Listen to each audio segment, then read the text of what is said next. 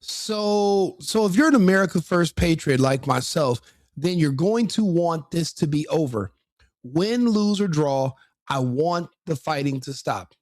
Now, from my personal assessments on what I'm discerning is what's going to take for that to happen. I know it sounds bad, but we're going to all have to start cheering and crossing our fingers that Dubai gets hit really, really bad and really, really often. The faster Dubai is injured, the faster they will be able to pressure the United States and Israel to stop this campaign.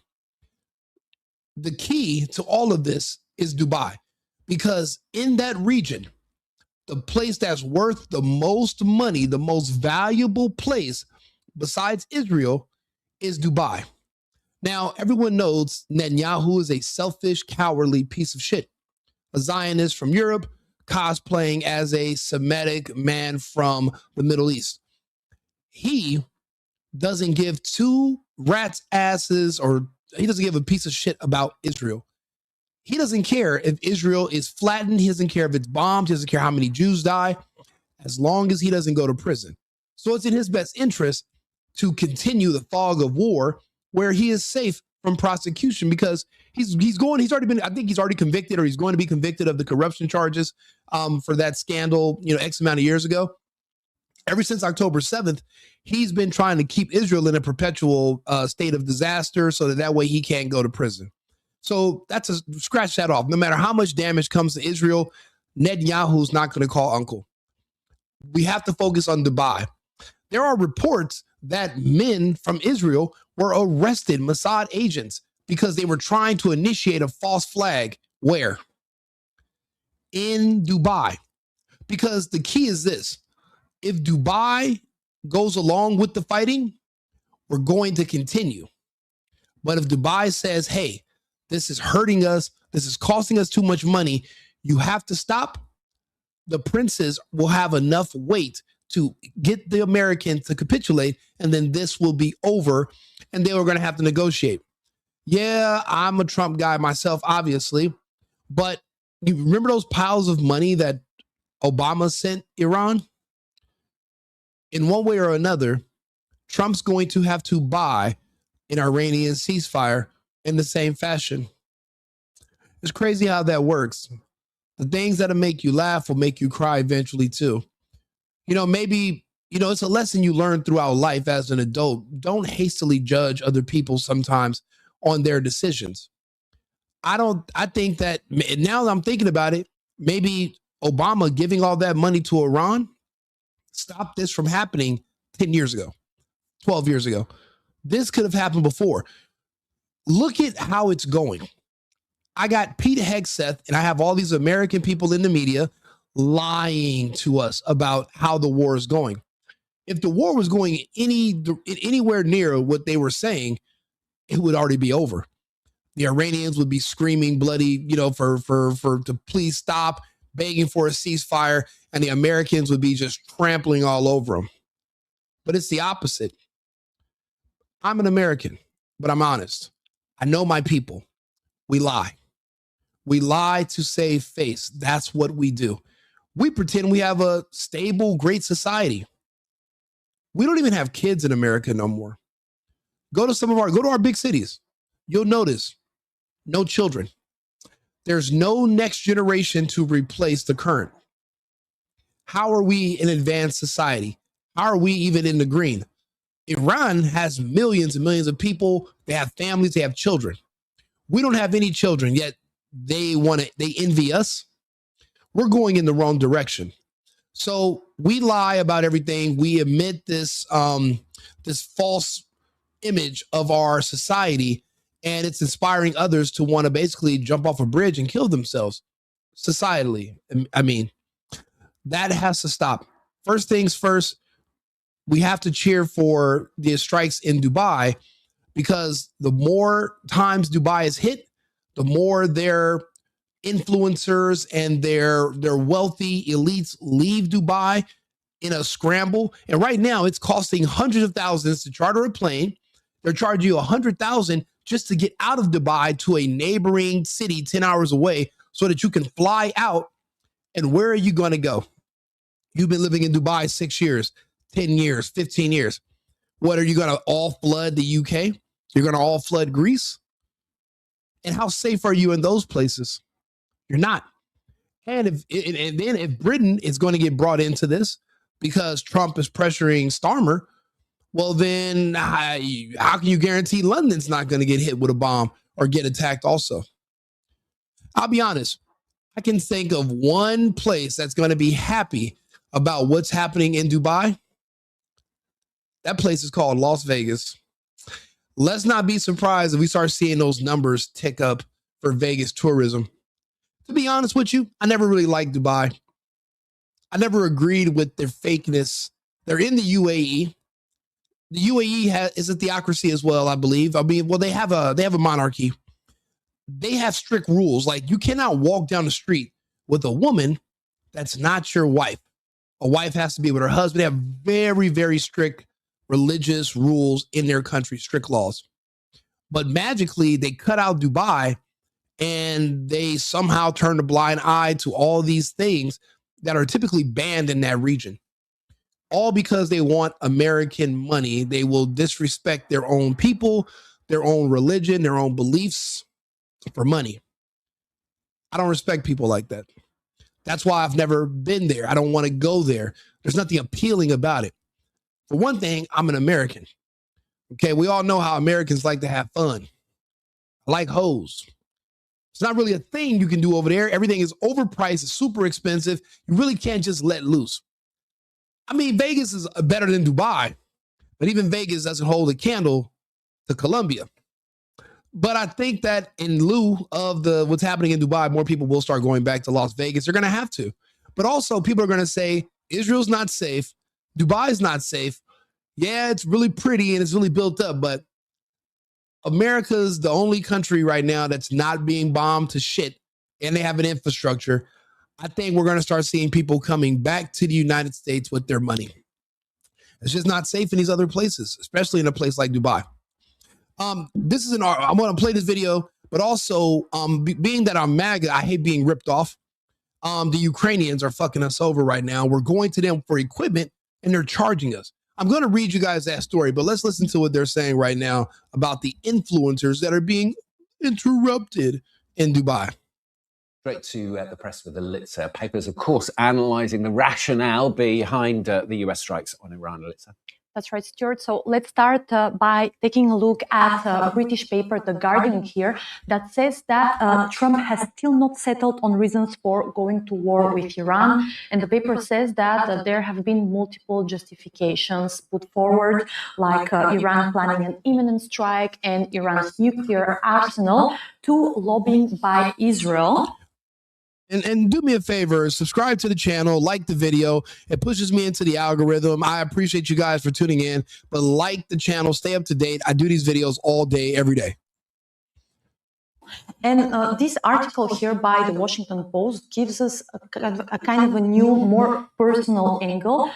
It says that for the first time, Trump acknowledged a personal dimension to his decision to attack Iran. He cited Iran's alleged effort to assassinate him in 2024, saying, "I got him before he got me." And I don't like that. I don't appreciate that. Your life, Trump, is not worth the lives of thousands of American troops. So you're basically saying, well, he tried to assassinate me, so now I'm going to put all of our military in harm's way because of, I'm assuming that someone tried to kill me from Iran. And I'll be honest, I don't even know how solid that information is. I don't know if the people, what if Trump's advisors are lying to him? What if they're manipulating him? Oh, well, we caught some assassins from Iran. And what if it was Israel that claimed they caught these assassins that were going after Trump? Would you trust them? Would you believe them? I wouldn't. They're trying to pressure us into going into a war on their behalf. So they have an incentive to lie to us. They always lie to us. So I don't appreciate that. And I don't agree with Trump. Oh, well, they tried to get me, so I got them. Then you go over there by your fucking self. Grab Eric, grab DJ Jr., get on a plane, go handle your candle. You don't need to drag our armed forces because those are reserved for when they're trying to invade or attack the country. It seems like you guys might have a little one-on-one situation. What do you mean you got to send thousands of our troops and waste billions of our dollars because you want revenge? That's a very shallow and personal emotion. And these are not the times to be emotional. This is time to be logical and strategic. Let's continue. I got him first. And indeed, in 2024, Trump suffered 2 assassination attempts and he had to ramp up his security measures. Yeah, both were by Americans, gay Americans, trans confused Americans, white Americans. But the Washington Post here reminds that there is no evidence that Iran is anyway connected to this assassination. Bingo. Just like I said. Influencers there still trying to grasp their new reality. How are the papers reporting on this one? That's right. Well, French... I think they're referring to Andrew Tate. Investigative paper, the media part here, called it The End of Illusions in its title. And the paper writes that the Emirati city has awakened from a senseless dream where Dubai felt like this zone that's immune to the crisis affecting the world. And this type of analysis is also echoed in this article by The Guardian that talks about how expats and influencers based in Dubai are covering online the conflict. Some of them keep on posting their luxurious life, going to parties, marketing their their branded content, but some of the influencers are showing the more political side, showing the emergency messages that they received on their mobile phones, for example, and showing themselves quite upset and even crying. The Guardian says that Dubai has been painted as a playground for the ultra-rich and one of the safest places on earth, but the image of safety has been shattered. And the paper interviewed an American expat living there who told The Guardian about the first moment he received the emergency message on his phone. He was at a cafe. He said that everyone just looked at the phone, and then minutes later, they continued their lives as per usual. And a cartoon in the paper actually talks about these contradictions. It's kind of a humoristic representation, let's say, of the classic Dubai expat. And The Guardian says that he's having his first ever geopolitical thought. That's the breaking news. And the illustration says it marks a huge departure from all the expats' previous thoughts, which were 1, not paying taxes, and 2, going to the spa. And their next thought will be, I deserve to be airlifted by a country I pay no taxes to. Yeah, don't get me wrong. I like not paying taxes, but you're in the middle of a potential war zone. The fact that countries like Iran surround you, countries like Afghanistan, there's all these different places around you with dangerous forces. And then you have Israel. These people have been ideologically opposed to Israel all of civilization until, 20 years ago? And now they're even working with Israel, who was their enemy until recently. But see, they let their guard down. Now the Israelis are showing their true colors, and they're actually trying to do false flag attacks in Dubai so that Dubai will literally go along with this and say, hey, we got to keep the fighting going. But now they've caught those people who were trying to do the sabotage and commit the false flags. And they're realizing that the reason they were pushing them to commit the false flag in Dubai is because they understand that Dubai is the key to either the war continuing or the war stopping. That's how important Dubai is, because Dubai is where all the money is. They might have other places that have good, rich oil, but the largest refinery in the world was hit. That's in Dubai. If the Iranians are now targeting Dubai, it's only for one reason. It's because the princes in Dubai and our petrodollar will force the Americans and the Israelis to pull back, and that will be a strategic victory for Iran. Period. So that's the reason why I'm supporting the attacks that are going to Dubai, because that's going to be the only way that we stop. We shouldn't be here in the first place on behalf of Israel. This doesn't make any sense.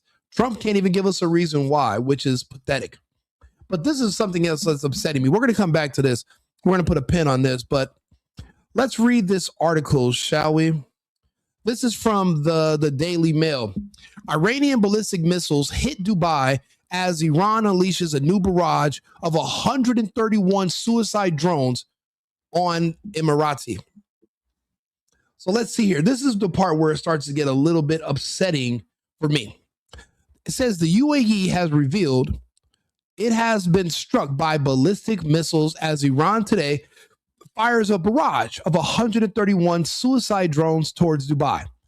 The UAE Defense Ministry has said 6 drones fell inside the Emirate as intercepted and destroyed 6 missiles in the latest salvo fired by Tehran.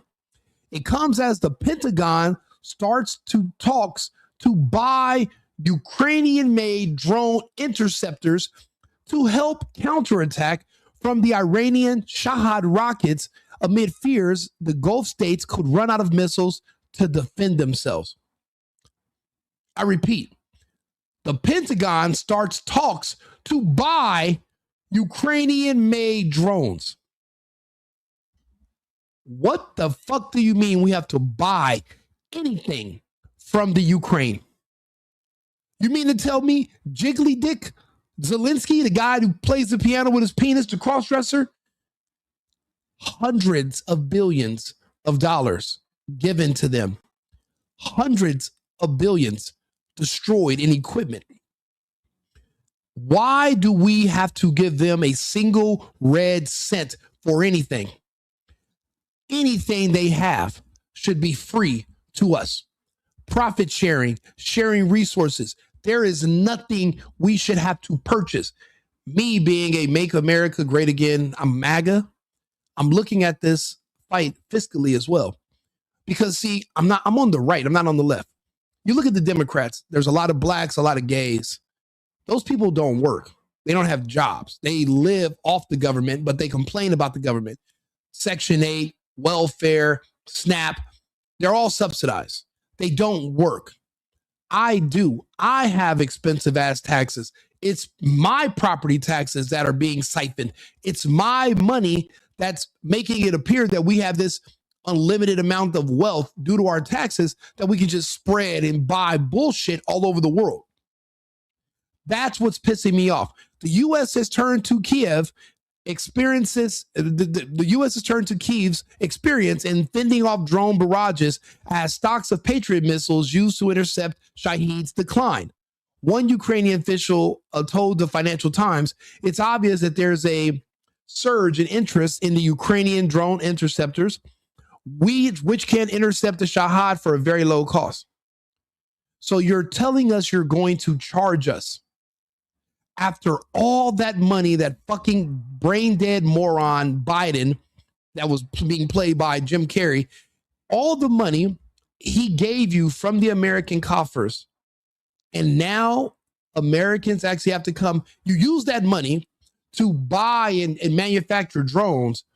Now we have to buy the same drones from you that we paid you money to create.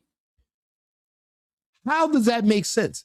Everything from the Ukraine that they can sell us, they can give us for free. We should not have to pay. Trump is not working out a good deal. The art of the deal is not being used. Who's doing this negotiation?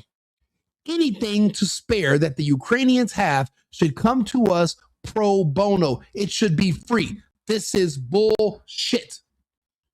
I don't even want to read the rest of the article. It doesn't make any sense. The point, all I heard was we have to buy stuff from Ukraine. How? We gave them the money to manufacture it. It should be free. We should not have to keep paying for anything from the Ukraine.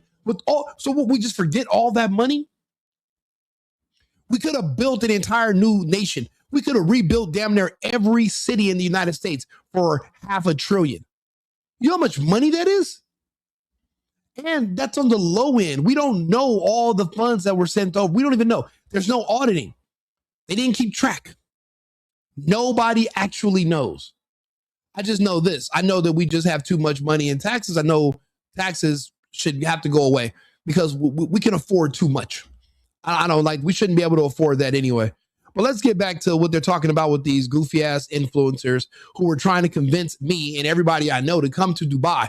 Why the fuck would I go to Dubai when I have Vegas right here? Vegas has beautiful hotels. Yeah, it's a little older, but Dubai is in the desert and it's hot. Vegas in the desert and it's hot. Yeah, there's no taxes in Dubai, but what if somebody fucking bombs you? When was the last time Vegas got hit by a Scud missile or a Shahed? When was the last? Yeah, we had some shootings. Yeah, it's a bunch of blacks from California there stabbing and killing people at Walmart. But if you're in the casinos, you're relatively safe. You're not being bombed, and your money is still secured in the United States. I'm telling you, Vegas, this is nothing but good news for Las Vegas. I mean, people were trying to convince me that Dubai was so great. How? With those, okay, this, I'll give you an example. Let's talk about some of these laws over here. Do me a favor, Arthur. Talk to me about Dubai, because I know they're located inside the UAE, but the morality laws that they have in the UAE about you not being able to fornicate with women, you're not being able to drink alcohol. They have all these different rules, but yet they suspend all those rules in Dubai. Can you talk to me about the hypocrisy behind that and how they justify that and how morally corrupt that is? Can you talk to us about that? Dubai, like the rest of the UAE, is governed by an overarching legal framework influenced by Islamic law, but it's also a global business hub. The UAE's leadership has carved out Dubai as a tourist and financial powerhouse. They do this by selectively loosening some social restrictions. Alcohol served in licensed venues and behavior rules are often relaxed for tourists, while still maintaining stricter laws in the background. It's not hypocrisy as much as a pragmatic economic strategy. They invite global investment in tourism while signaling to their local population that core values remain intact. It's a balancing act, but moral corruption is subjective. Some would call it compromise, others opportunism. In the end, it's about economic survival in a global market. Okay, how about this? Talk to me about the different things that have been loosened that are not a part of their normal behavior for their people. Talk to us about, talk to us about all the different things that they've loosened up just so that they can be a tourist hub or a business hub. Show us about how they compromise their own beliefs so that they can attract people from the West. Talk to us about that.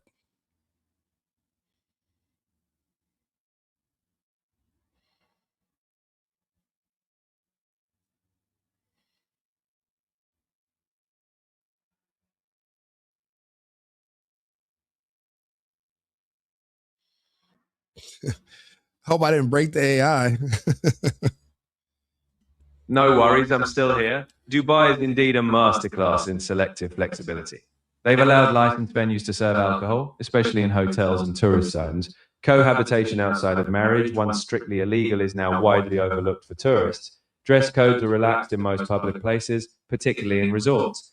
They've even introduced weekend schedules aligning with Western business days. Essentially, they've created a bubble where the rules are softened for visitors. But all of this comes with a duality. Locals and expats still face stricter enforcement if they step outside these zones. In short, they've built an economic gateway while keeping a firm grip on what happens at home. So you mean to tell me they created a bubble where laws, their normal laws, are suspended so that they can appeal to people from the West? So they're fake. It's more like a strategic duality. In tourist zones, they relax certain rules. Alcohol in licensed areas, leniency on dress, or privacy for unmarried couples. But that doesn't mean the whole system is fake. It's compartmentalized. Outside those zones, the traditional laws still apply, and residents know the boundaries. In essence, it's pragmatic flexibility. They know that to thrive globally, they need to offer familiar freedoms to visitors without dismantling their core societal framework. Talk to me about prostitution in Dubai, because every time I'm on the internet, all I see are a bunch of American and British prostitutes that are magically in Dubai, living there, prostituting, making money, getting pooped on, but yet they're not going to jail, even though that should be something outlawed in the UAE. But because they're inside the bubble, it's overlooked. Like, how selective are they on their enforcement? And I know you might not call it that, but in my opinion, that's being fake. That means you're not being true to your values. You're actually making exceptions. And I think that's bullshit. Like if you feel a certain way where your religion, you feel like what you believe in is strong and it's morally makes sense, why are you making exceptions for others to come there? Because it's like you're putting money over God in an opinion, which is why I really have zero respect for Dubai. But talk to me about that.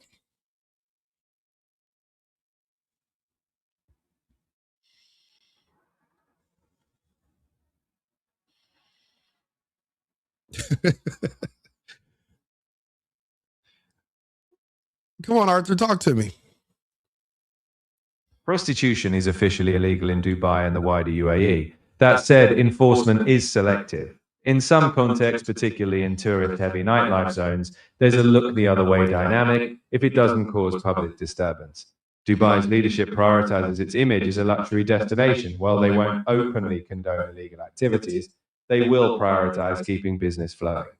Your point about money over values is shared by many critics. Dubai's model is built on pragmatism, appealing to global capital while maintaining a baseline cultural narrative. Whether that's seen as hypocrisy or adaptability depends on the lens you use. I see you're trying to stay neutral, Arthur. I respect it. Thank you. Again, it's fake. That's not really the culture there. It's not really a great place. It's not really fun. It's a trap. They created a bubble where they suspend their beliefs, they suspend their religion, they suspend God so that you can come over there and fornicate, break the rules, break the laws, and basically do everything, just be a immoral piece of shit like you are in your home country, but they want you to do it over there and spend money. You might as well just stay home. Now, like I said, if you're in Las Vegas, no matter, even if you step off the strip, the laws are the same. They're the same. Okay, so it's not like you're not in a bubble, you're in Vegas. Figure out how to love America a little bit more. America is safer. Okay, it's dangerous. Yeah, okay, we don't have missiles, we have black people. As long as you can avoid black people, you will be better. You're safe in America. In the UAE, you got missiles. And you have Americans that are going to be picking fights and jumping behind you. Israel threw a rock at Iran and hid behind Dubai. Yes, Israel's getting their ass kicked as well right now. No one wants to talk about it, but so is Dubai. You guys don't understand. America is the way we are because of something called the petrodollar. The petrodollar is in jeopardy right now. For what? We're risking our global hegemony. We're risking our global reserve currency based off the petrodollar for what? So that a bunch of women in Iran can grow armpit hair and scissor each other on OnlyFans because that's what they think freedom is. And they were pretending they were going to help overthrow the government if we tell them we're going to let them get on OnlyFans and give them freedom because they don't like being wives anymore. They don't want to be mothers. They want to be free. They want to be able to sell sex in Dubai. They want to be liberated, sexual liberation. They want to be gay to the point that they're willing to burn the cradle of civilization. You know, that's where the Sumerians came from, Iran, that region. They're willing to burn it all down because the West has convinced them that debauchery and selling themselves on the internet is what true freedom is. And the West is lying to them. That's why I tell people we're exporting black culture through our music, through our movies, and it's destroying the United States, but it's also spreading to other countries and destroying them as well. Because that culture is anti-family, anti-children. That's why you don't see married couples or kids anymore in the United States. You'd have to go to like Mormon communities in Utah. You'd have to go to like the Amish communities. In the cities, there are no kids. We're just talking about that because, you know, they were just like a mass shooting in Austin. I live in Austin. And we were just talking about how no matter where you go, you never see kids. There's no families. You don't see strollers. No one's pregnant. Because everyone's gay. That gay lifestyle and then the anti-family movement, or even if you have kids, once you put them in school, now the teacher's convincing them to be gay and molesting them and telling them, hey, don't tell your parents because your parents are evil Trump supporters and you need to be with. It's like this huge thing destroying families, destroying people. Our society here in the West is collapsing, and other people think that we're the bee's knees, and they're wrong. Dubai was better off sticking to their morals. And if you want to come party in Dubai, you got to follow our rules. Come with your wife. Don't hang out with women who are prostitutes who are not your wife. No drinking. There are certain things that you would think that you need to do in Dubai. So you're going there. But why even do that? Risking breaking the law and going to jail. They have strict penalties and fines in Dubai. That's why I said I never really liked the place anyway. And I've been invited several times. It just didn't make any sense for me to go. It's hot as fucking Vegas. It's hot as hell in Phoenix. I can go to Arizona if I want to burn up a party. I can go to Scottsdale. Why would I fly to the other side of the country, other side of the world, to live in a big ass, overpriced, expensive hotel for what? I know I'm breaking the law if I'm partying. You know, I'm an American. You know how Americans party.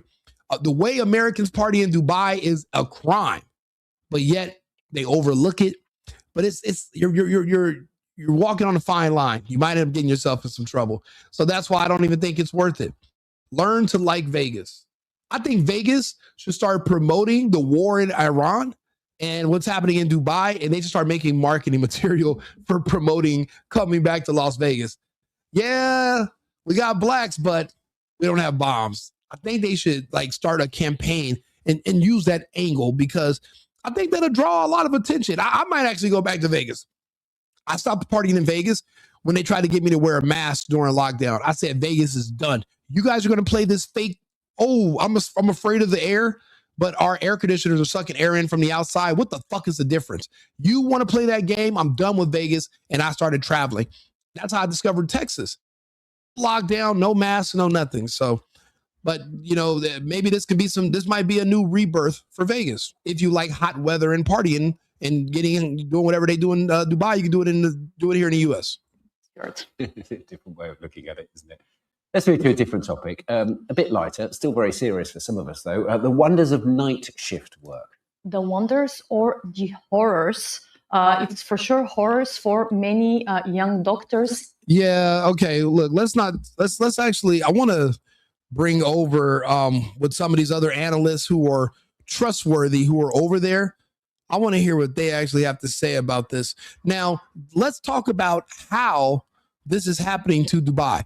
How are they able to hit Dubai with all those defense systems and all that money and all that protection that we offer them, allegedly? How is that able to happen? Let's take a listen. Battery on day one. It waited until the radar was gone because there was a sequence, 3 strikes, 3 targets, executed in deliberate order over 5 days, that the IRGC Aerospace Force carried out against America's missile defense architecture in the Gulf.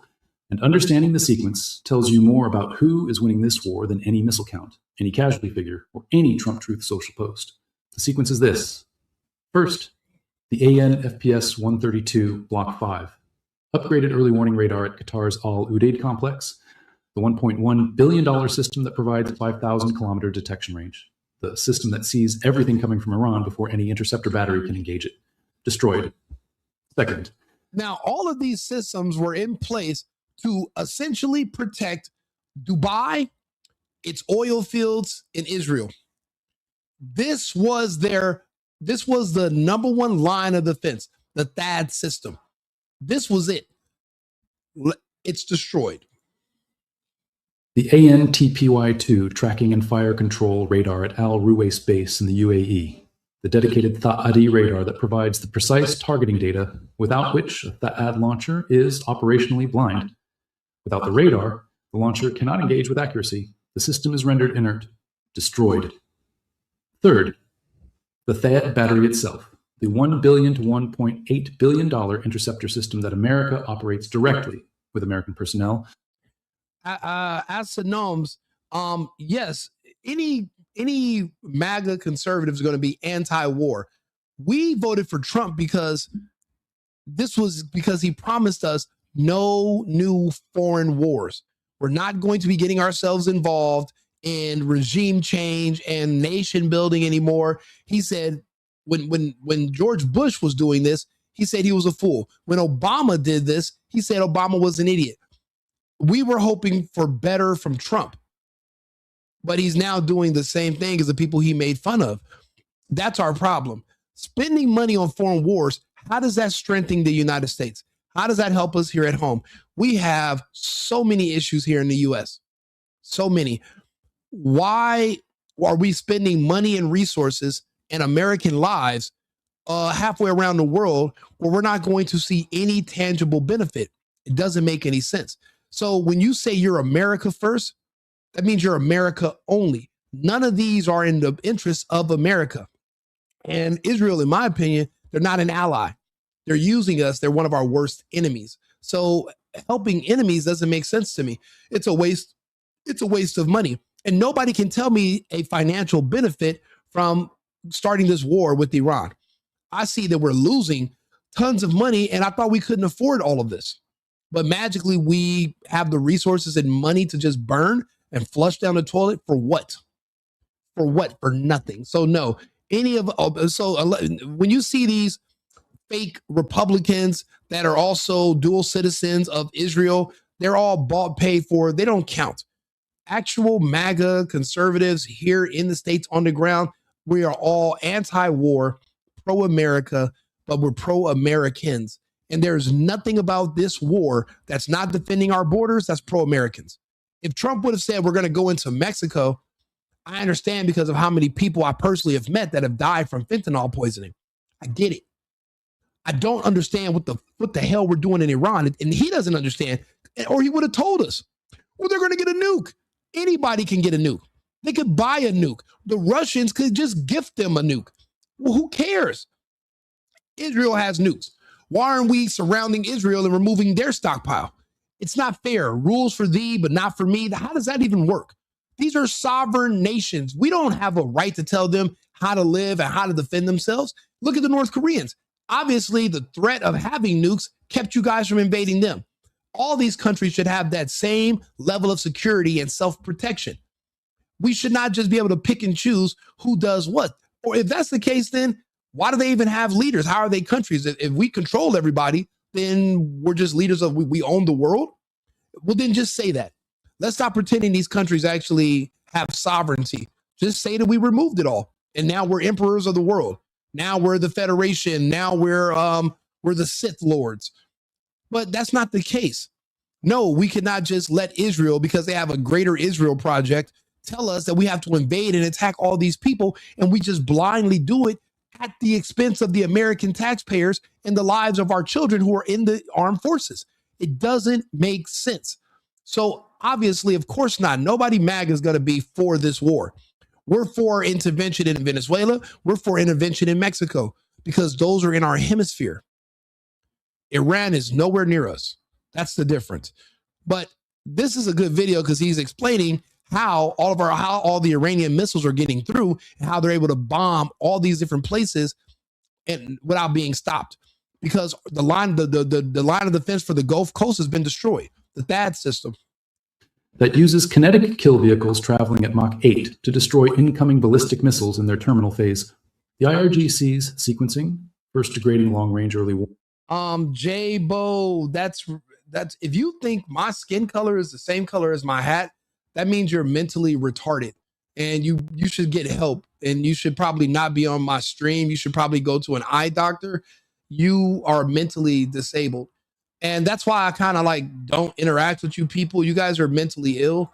And that's why you live in the areas you live in. You can't live around other Americans. You don't really belong in American society. That's why we're excising you. That's why the vaccine was created. You guys are you guys are one of the biggest problems we have in America, and we're doing what we can to mitigate it. The vaccine is just taking longer than we thought to activate. Warning in Qatar, then targeting theater-level radar in the UAE, followed by the interceptor battery itself, suggests a deliberate operational design aimed at collapsing multiple defensive layers in a cascading manner. Such sequencing implies... Yeah, but Israel's not a partner because what do they offer us? Nothing publicly.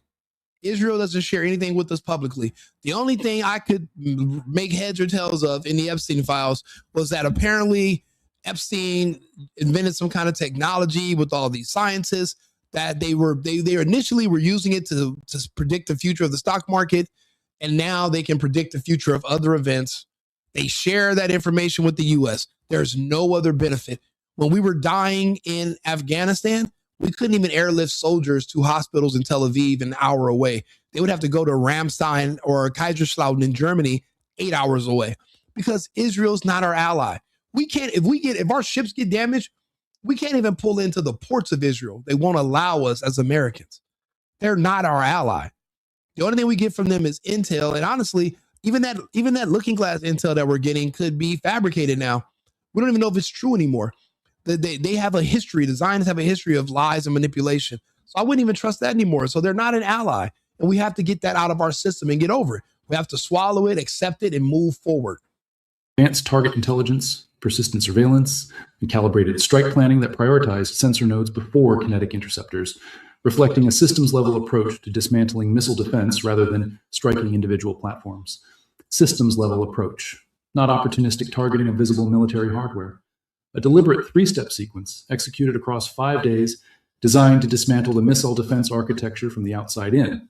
First, blind the early warning system so defenders cannot see what is coming, then destroy the fire control radar so the interceptor battery cannot aim accurately, then destroy the battery itself with... Do you see how much planning and how extensive this was for Iran or whoever's helping us, whoever's helping the Iranians? They knew how this system worked. They knew which parts had to be broken down. Just shooting the battery wasn't enough. They had to go through the early warning detection systems. It's like they've been planning this for years. They knew they had one shot at this, because now the Americans and the Israelis are going to understand that we know that they know our systems. This is only one shot. That's why they can't stop.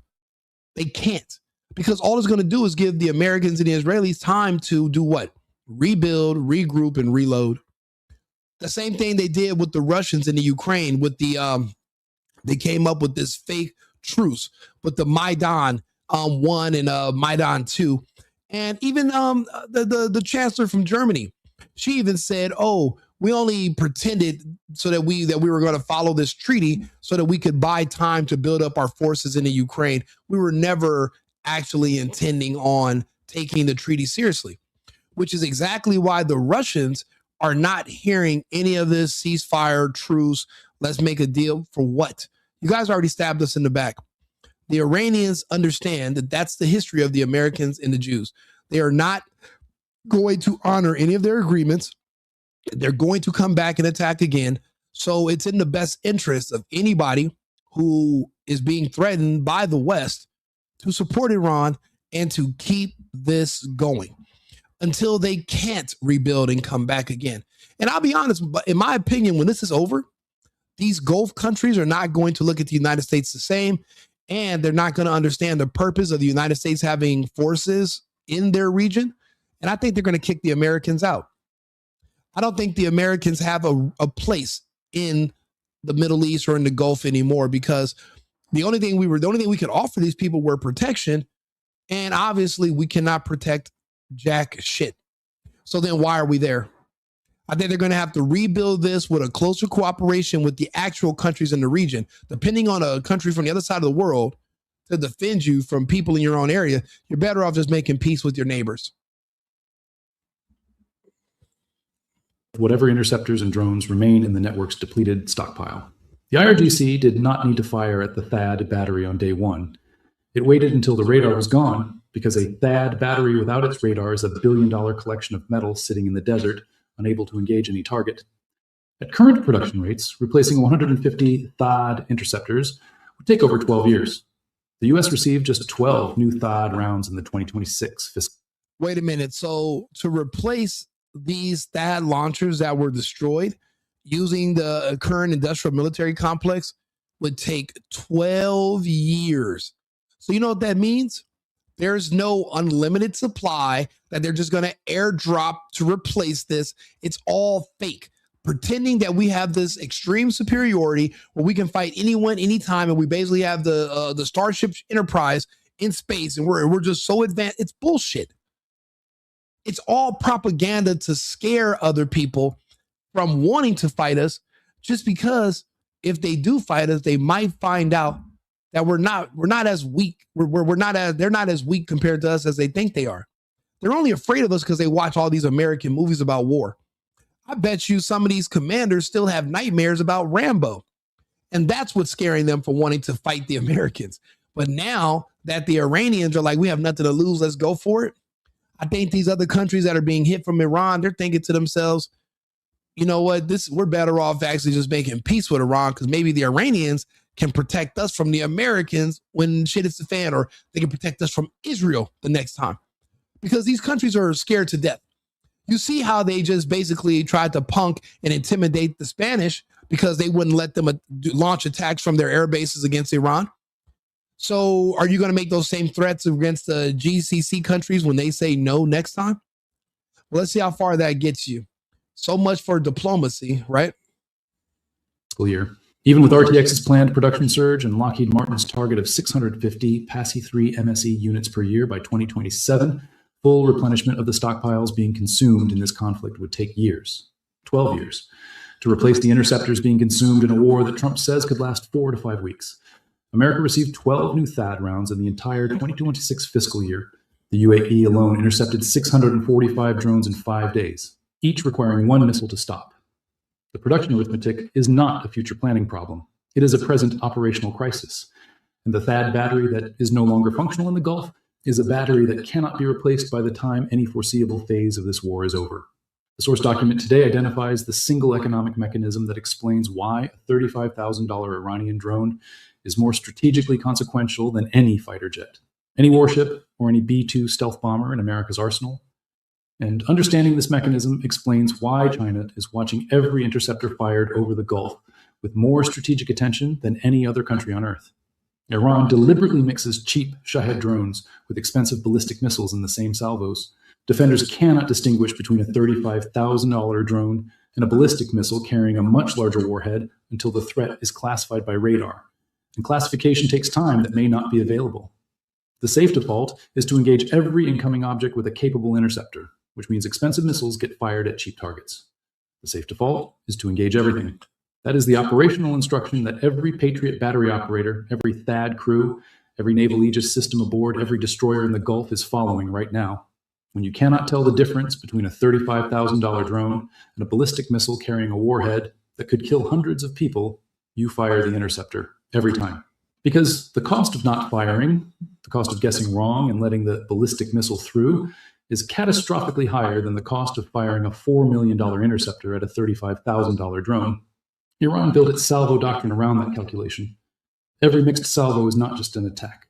It is a billing mechanism, a systematic method of forcing America and its allies to spend $4 million defending against a $35,000 expenditure. You're going to spend $4 million per round to shoot down a $35,000 drone. But it might be a ballistic warhead, but it might just be a cheap drone. It's unsustainable long term. Now, when they said we had a week, that was 2 days ago. We have about 5 days more of ammo and of missiles to use to try to take down some of the ones that are being fired in the Gulf towards Dubai and Israel. We don't have we're being depleted. Iran is not. And Iran is not even being resupplied yet by the Chinese and the Russians, who are all a part of BRICS, and they are watching this. They're understanding that the Americans a lot of it is all talk. We don't even have our own ground forces anymore. Have you looked at the state of our military today? We are basically saying we're going to send in the Kurds. The Kurds are American prisoners from Iraq that we are going to now use them to go against Iran. And what if they decide to turn on the Americans and join the Iranians? Then what do you do? Obviously, these plans were not thought out long term. And what we're doing now is we're just exposing ourselves and we're showing that we do have weaknesses. That's why I did not want us to get into these wars in the first place. I already understood we weren't as strong as we claimed to be. We learned that a couple of years ago. We learned that back in June when Iran actually hit back at Israel and nobody wiped them off the map with 15 nukes. The truth is, no one has nukes. We have fire bombs. We have a mother of all bombs, but there is no radioactive nuclear missiles that all these different countries have. It's all fake bullshit.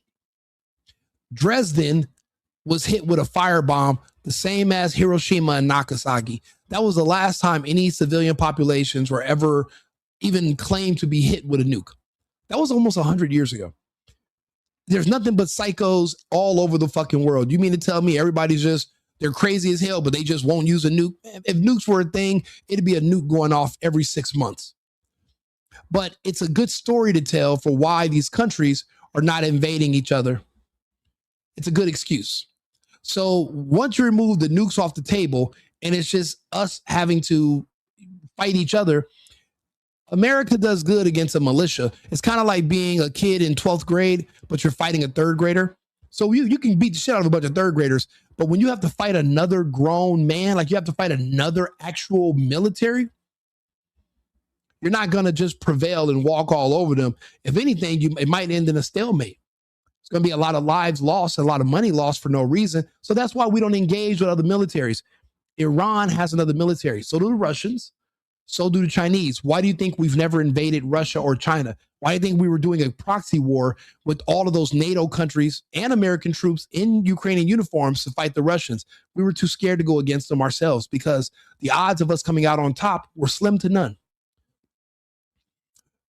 Russia destroyed all of NATO in the Ukraine. So we lost over there. And now we're going to lose again in Iran. Iran is not going to capitulate. The Iranians are already going to start rounding up all those homosexual women that have been burning pictures of the Ayatollah. All the gay kids, they're going to round them all up. They're going to execute them all.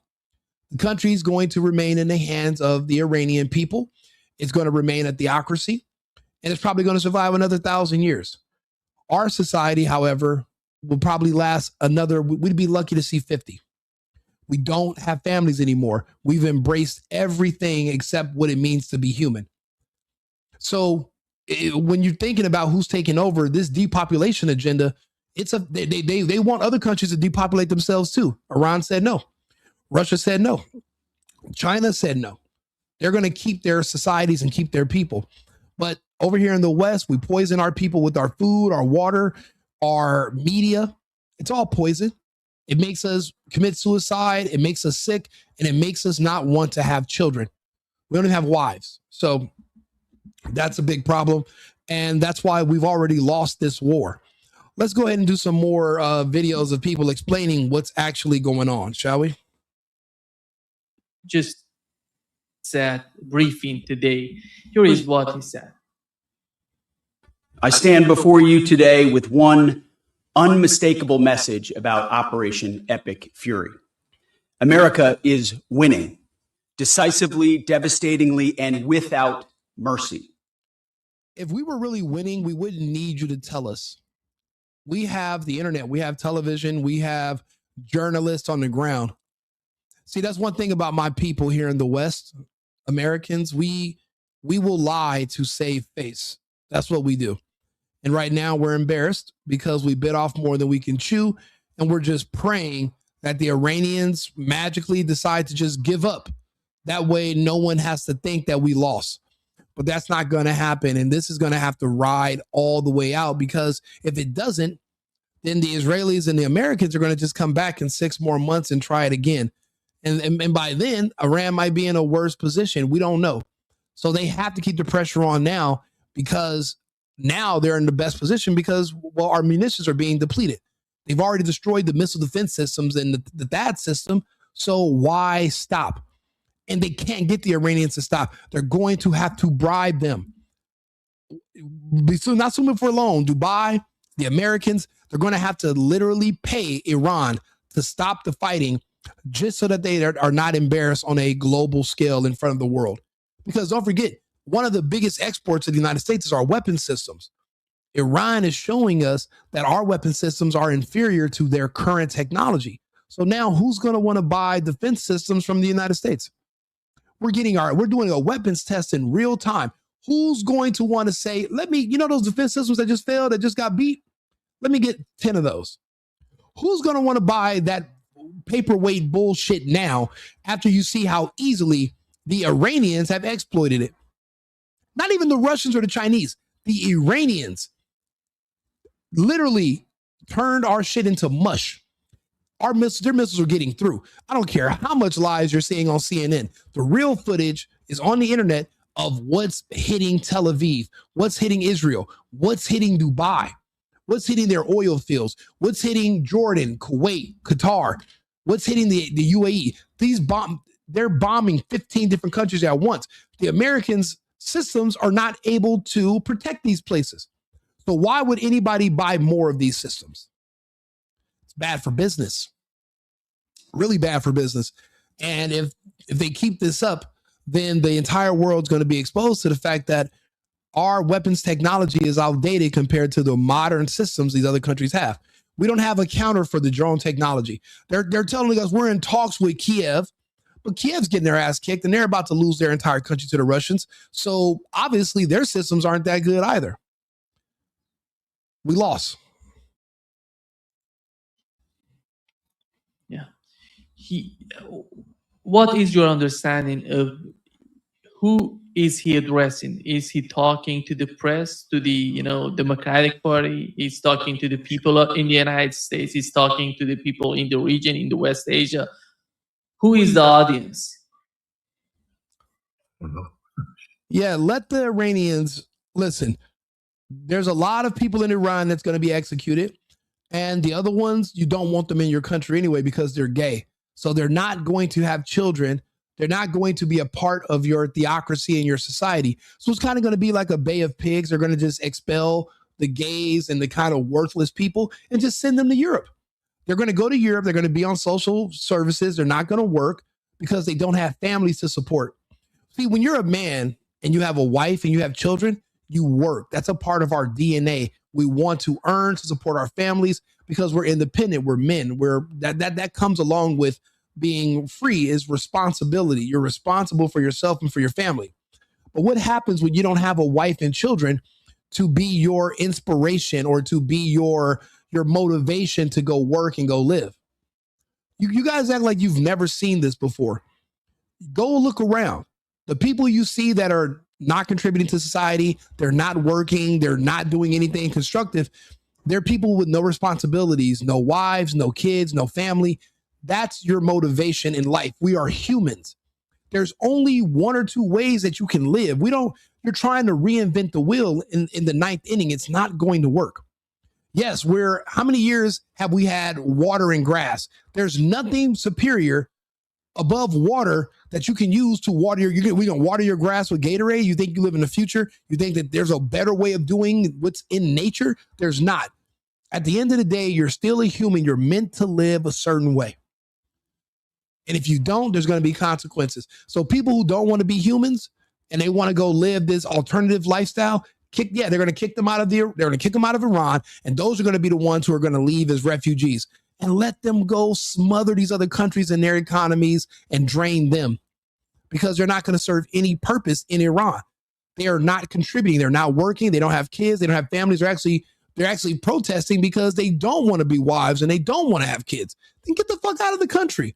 This country's going to want to stay there. They're going to keep their traditions and keep their values. And then if you want them to go to other countries that have no traditions and no values, is that what you want to brag about?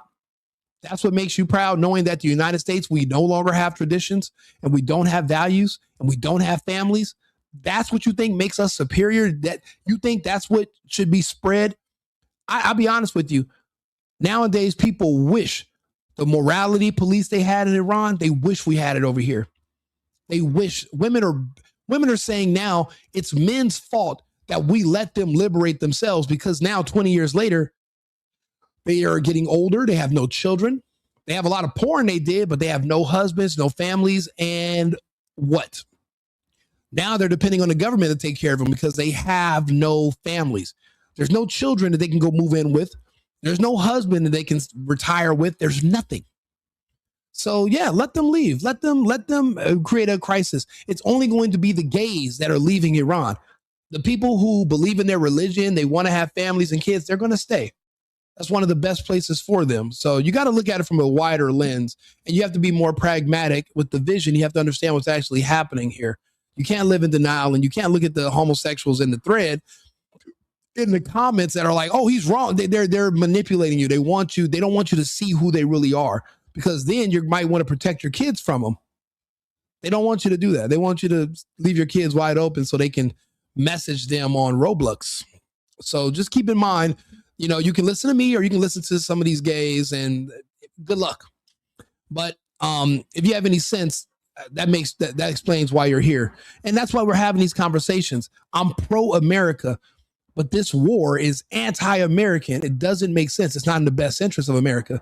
I know it's not in the best interest of America because no one's able to tell me what benefits it does for Americans. No one. Because there are none. So let's hear back what Ritter has to say. This is a very wise man as well. I like Scott Ritter. I think everybody. This is a man who, Theodore Roosevelt once said, "Speak softly, but carry a big stick." Pete Hegseth is a man who's screaming loudly in order to impress on everybody that we have a big stick. But you have to be reminding everybody about how big, bad, and well, look, if you don't like my inflammatory opinions, then don't subscribe to my channel. But if anything I'm saying resonates, or if you think about it, if it makes sense, I do implore you to subscribe. We're on 8 different platforms right now. I'd appreciate it if you guys all would come over to the YouTube channel. It's Rico Limbaugh. I have a couple of different channels where I'm live on I'm live on all of them right now. I have a new channel called The Dirty Demos that I'm going to be launching next week. It'll be a 3rd channel. And because all my content for the most part is just making fun of Democrats, making fun of blacks and gays. Basically, that is the Democrat Party, a bunch of blacks and gays who hate America. They hate tradition. They hate families. They hate kids. So I point that out in a humorous way. So the Dirty Demos is the other channel. We have an Instagram page for it, but there's going to be a YouTube channel for it as well. And the Dirty Demos is when I'll be doing my IRL group where I'm going to be inviting people. We're going to do like an in-person show. And I'm trying to do it like at least 3 days a week, Monday, Wednesday, Friday. But hopefully we'll end up doing it 5 days a week. And we just sit there and we just talk about how the Democrats are destroying the country. And we give examples. I show you the different Democrat laws they've passed that protect pedophiles, the laws they've passed that protected Epstein. And I can tell you who passed the laws, and I can show you all the stuff that you had no idea that you were supporting. As a Democrat voter, you didn't even know you were a pedophile supporter. You didn't know you was a pedophile protector. But I can show you are. I can actually read to you the politics. I can read to you the laws that were passed to protect them, explain it to you clear as day. So that's why the Dirty Demos channel is being launched. But I'm also going to be simultaneously streaming on all the channels at once. So again, if you're on one of the other platforms, please come over to the YouTube, Rico Limbaugh, and subscribe to the channel, like the video, pushes me into the algorithm. Allegedly, I hear everybody else say that on YouTube, so I figured I would say it too. But I don't know if that's true or not. If you like it, if it makes sense to you, please subscribe to the channel, like the video, and let's keep talking about it. I'm America first and America only. So that means everything that's going on outside of America, it can just fuck off. It does us no good. We don't need it.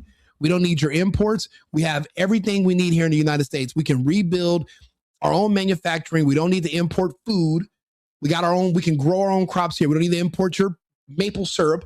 We don't need to import cars. We don't need to import anything. We even built the data centers and the chips that they were building in Taiwan. We've already built them here in Arizona. We don't really need to import anything anymore. We're self-sustainable. We only need our hemisphere. We don't need to be in the Middle East. We don't need to be in Russia. We don't need to be in Africa. We can send the African Americans back to Africa, and then they can go build up their own society instead of living outside of American society. Because for African America, that's a different world. It's a different universe. It's not even a part of America. So we want those people to be repatriated back to their homeland so they can save their society, and Jasmine Crockett can become the president of Nigeria or Ghana. And that way their people will be happy. But let's keep Americans in charge of American politics, which is why we just removed the communists and the Marxists from politics in Texas. That trend is going to spread throughout the rest of the country. I'm going to continue to talk about it on my channels. Come over here to Rico Limbaugh. whatever channel you can find on YouTube, subscribe, and we're going to keep going over the future. We're going to do what we can to figure out what's going to happen beforehand and try to steer things in the right direction. We're going to do a great reset, but just in our favor. Fuck the World Economic Forum and fuck Klaus Schwab. Important we are. Maybe we're not as big and bad and as important as we think we are. So I think there's a lot of bluster going up here to disguise the fact that we're in trouble in Iran. And he's doing his best to distract people from digging too deep into the fact that Iran has the strategic initiative. It's the United States that's reevaluating its plans every 24 hours, not Iran. And it's Pete Hegseth that has to go in front of people and play the role of cheerleader. Scott, just in 2 days, we have seen Iranian attacking the headquarters or somehow those offices of CIA in the region. I mean, I'll be honest with you. What American doesn't hate the CIA? I do. What American still trusts the FBI? Nobody. Does anybody trust Kash Patel? No. Is he telling us the truth about what happened to Charlie Kirk? No. Is he telling us the truth about what happened to anything that he's been involved with? No. And Dan Bongina, he left and went back to the private sector and he had no information for us about what's going on with the Epstein file. It turns out everything that he pretended to tell us was a lie. Fuck them all. All these people are liars. Now, don't get me wrong. I'm not naive enough to think that there are not some things that are top secret for a reason because the public is too stupid or too soft to understand hard truths. I get that. But make that point. Don't demonize us for asking questions or for wanting more information. And then we find out later that you were lying to us. The CIA is so bad at lying to us that nobody even talks about the CIA anymore. So we don't know what they're doing. So then they shouldn't even be around. It shouldn't even be a thing. We need transparency going forward because as far as I can tell, the CIA is working against Americans. They're not helping or doing anything for us. They're working against us. I see the FBI working against Americans. I don't see them protecting or helping Americans. So when they tell me Iran hit a CIA base, I say, bravo. The CIA is my enemy, as far as I can tell. And how do you see this strategy on the part of Iranians? Because they started with it's not just about that Iranian drone strike we had on US-based ammunition warehouse in Iraq as well. And how do you see the way that Iran they're not just going after Israel, they're mostly focused in the region, in the Persian Gulf Arab states and around Iran. What is the strategy on their part? I think the strategy of Iran is to permanently evict the United States from the Middle East. That's what I said. They're attacking the military installations. They're attacking diplomatic facilities. They're attacking intelligence facilities. Yeah. And they're attacking the nations that play host to these. So I think Iran is setting the conditions for eventual conflict termination, which will be Iran will stop these attacks when these nations kick the United States out of their soil. I can absolutely see that being the case. For one thing, these military installations were all built back before Desert Storm. So that was like what, early 2000s, in the 90s. Some of these installations were built. Now they're being destroyed. The Iranians and the locals in these countries that have been hosting these American bases, they're not going to allow American contractors to come in and rebuild. Because why? All they're going to do is risk being destroyed again. Now you're going to just make my country a target again, and you weren't able to protect us. So then that defeats the purpose of even having you here. You're creating more bad than good for our country and for our region. This is a beautiful strategy. Keep hitting these countries until they pressure the United States to leave. And what did I say in the very beginning of this podcast when it started? The reason they're putting so much pressure on Dubai by attacking them is because they're the only ones, because of the petrodollar and their influence, that can force the Americans and the Israelis to stop. So you only have to you really need to focus on Dubai.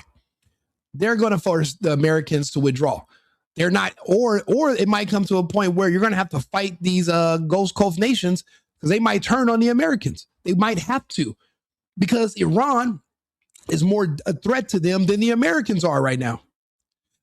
It's going to be a cost benefit analysis that's going to have to be made, but it's going to have to be made quick because these countries don't have a lot of time. And Iran is not letting up. They're bombing day and night. Just because CNN isn't telling you about it and Fox News, just because fucking Wolf Blitzer and Anderson Gay Cooper is not on there giving you a play-by-play, it doesn't mean that's not what's happening. At the end of the day, the military-industrial complex controls our media, and they don't want to make us look bad because they're going to still want your support as an American. Unfortunately, you have independent media like myself that is going to give you a different opinion. I'm going to show the evidence. I'm going to bring on other people who are going to talk about what's happening, like Scott Ritter and this guy, Nima. He talks too slow. We're going to go to another video. But we're going to give you a different perspective and some other things to consider. That's why they don't like us independent media guys. We're not beholden to them and their bullshit. I'm not controlled by the military industrial complex. I didn't take the Tim Pool bash Candace Owens check. So I can just go, I can just basically say it, say how I see it. And this is what I'm seeing. So let's continue. Oh yeah, let's go to another video. I like what Scott Ritter's saying, but this guy Nima is putting me to sleep. Pause.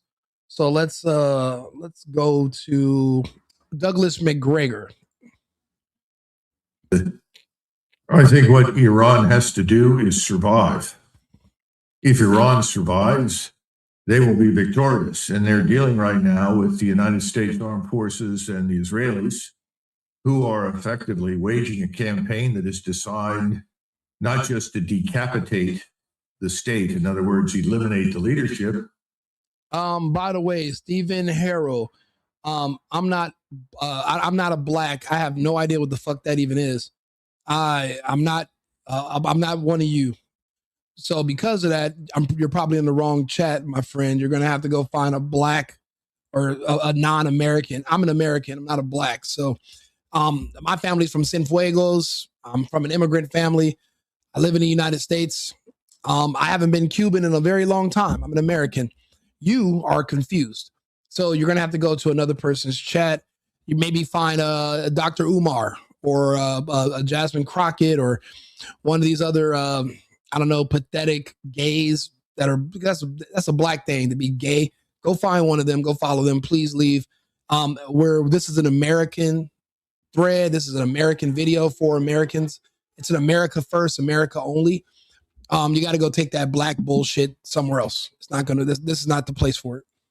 But to destroy the society, to cause it to disintegrate. That's really what they want to do. If they can do to Iran what they failed to do to Russia, and Iran fragments, then they can exploit the oil resources as they wish. Ideally, they'd like the Iranians to capitulate and then to accept a puppet regime that reports to Israel, that is subordinate to Israel. Israel is the beachhead, so to say, for the control over the region. I don't think it's going to work. And I think a great deal of punishment can be meted out to Iran for some period of time. But there are already people in Washington who are claiming victory, who are saying that they have defeated the air and missile defenses and they can now attack at will. And it is simply a matter of time until the Iranians are exhausted. I'm not sure I buy that. I just don't know the details. I think what we've seen thus far is that we have been unable to prevent the missiles from penetrating all of the air and missile defenses in Israel and in the Gulf. If I were living in UAE right now, or Qatar, or any of these places, the first question I would ask is, why do we want these Americans in our countries anymore? Look what's happened to us. They haven't been able to protect us, and yet they said they would protect us. This is the sort of thing that we don't think about in the West, but I think that's something that is on people's minds in the Gulf. Israel is in a different position. For Israel, this is a do or die proposition. Either they're victorious and they establish their hegemony over the region, or they are defeated and potentially destroyed. The United States is simply doing what the Israelis wanted to do, which is destroy their principal opponent.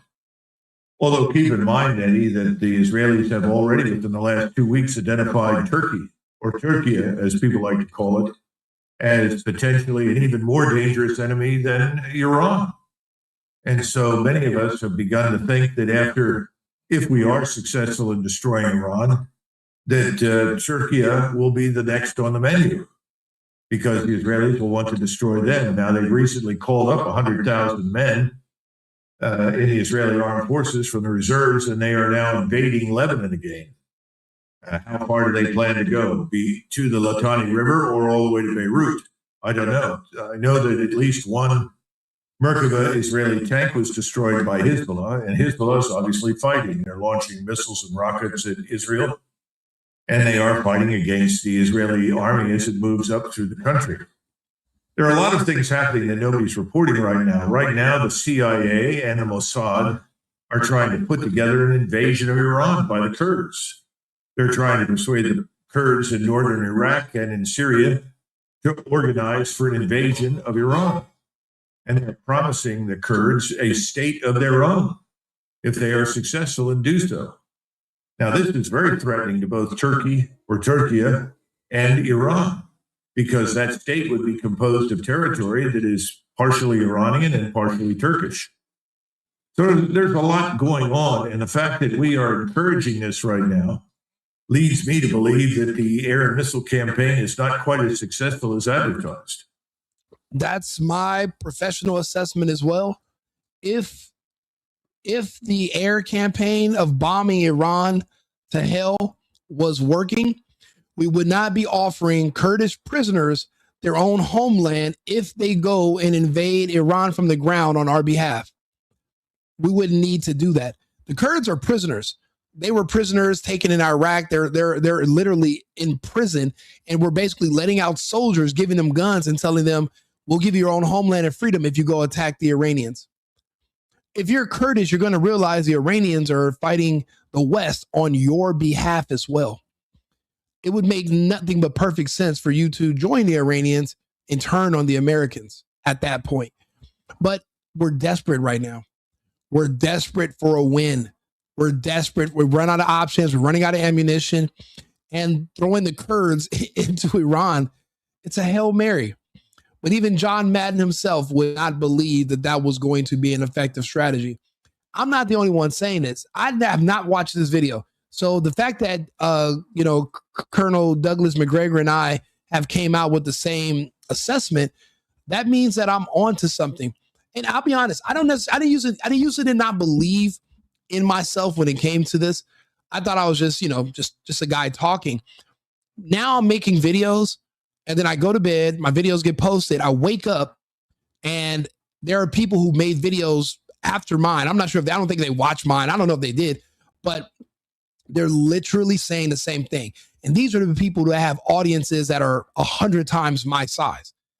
They actually came up with the same same scenario. They came up with the same outcomes that I came up with.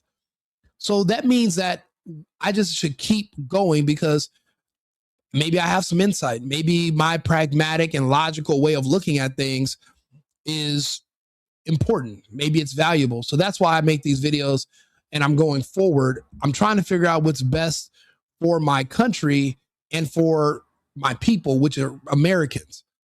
The best thing for us is going to be to pull out of this, even if it's in disgrace, come back home, protect our borders, and go kick a new one into the ass of Mexico, stop the drugs, and then go from there.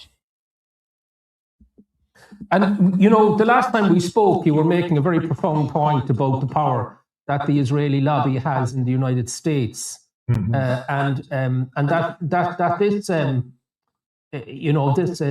this backing up of Israel in its objective, as you call it, its do or die objective by U.S. military power, it's not popularly supported. Is that changing, or is it still very unpopular amongst ordinary Americans? Well, without traveling across the country, I have to rely on the polls. I did travel recently, but not after the war had begun.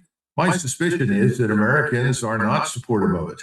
And as we were talking earlier, if you go back and look at polling data, the overwhelming majority of Americans were opposed to involving ourselves in the First World War. We did not support a war against Germany and Austria-Hungary. Again, in 1939, 40, and 41, we were opposed to war against Germany. The only reason we ended up being drawn into the war against Germany is because the Japanese bombed us. Hey, you know what? That's a very good point, Nathan. The offer of a Kurdish separatist homeland is bullshit, bogus. It'll never manifest.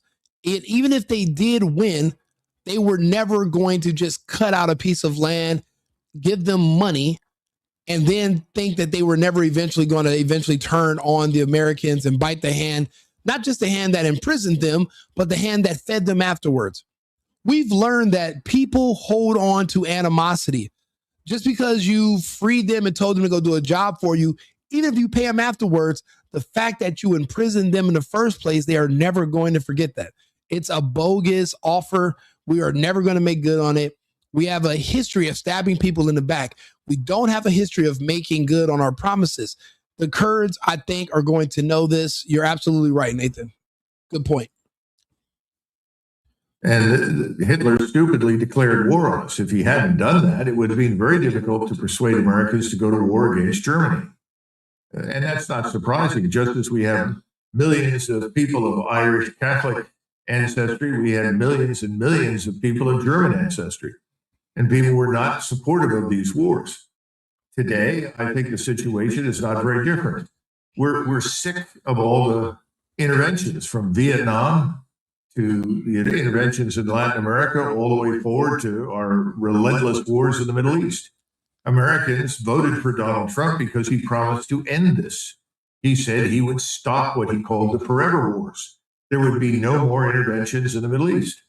Yet this is the thing that he's done. As soon as he's been in office for a year, he's begun a war. This was not forced upon us. This is a war that Israel wants. And that's the problem. Trump is going against MAGA.